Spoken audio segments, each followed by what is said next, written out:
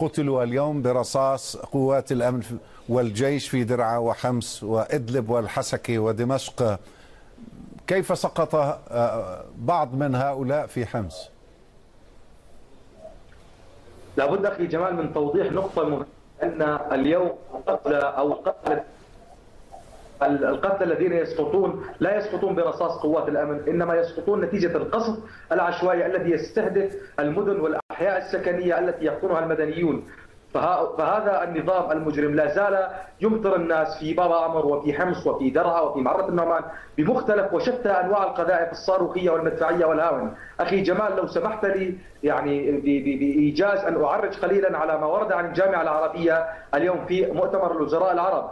يعني هي خطوة جاءت متأخرة بعد 11 عام من الثورة السورية ومن التضحيات التي قدمها الشعب السوري. هي خطوة متأخرة ولكننا نراها على الطريق الصحيح أخي جمال. نحن نطالب بالتحول من الأقوال إلى الأفعال. يعني لا زالت الناس تقتل في الشوارع وحمامات الدماء لا زالت تسيل.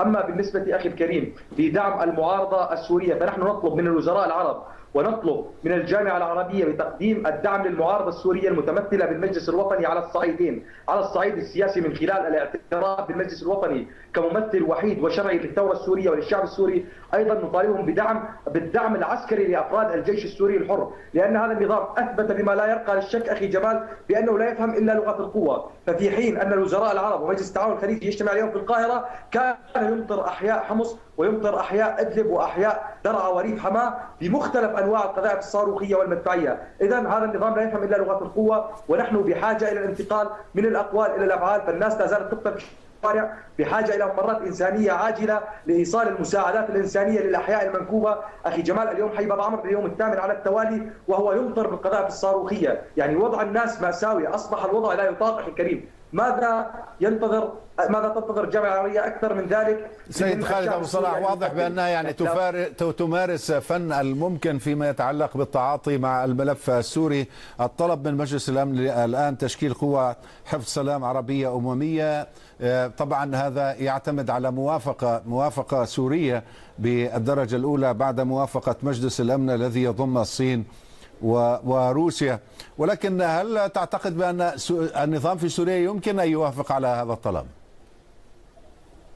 أخي جمال أنا أفهم التالي، يعني أفهم عندما يتم الطلب من الجامعة العربية بقطع العلاقات مع دبلوماسيين نظام بشار الأسد، فهو قطع العلاقات مع هذا النظام وهو رفع الغطاء ورفع الشرعية عن هذا النظام. فنحن لا نريد أي يعني هو رفع غطاء عن نظام بشار الأسد، في الوقت نفسه يجب أن تدخل هذه القوات رغما عن أنف هذا النظام. فهذا النظام لا يستطيع أن يعيش بمعزل عن العالم جميعا أخي جمال. فهناك قتل يجري في الشوارع وأثبتت ذلك الأقمار الصناعية بأن هناك قصف للأحياء المدنية. أثبت ذلك عن طريق مقاطع الفيديو التي يبثها الناشطون في كل يوم. أثبت ذلك من خلال العنف الذي مورس خلال هذا الأسبوع الماضي. 800 شخص خلال 8 أيام، بينهم 100 طفل. هذه كلها جرائم ضد الإنسانية، هذه كلها إدانات واضحة وصريحة للنظام.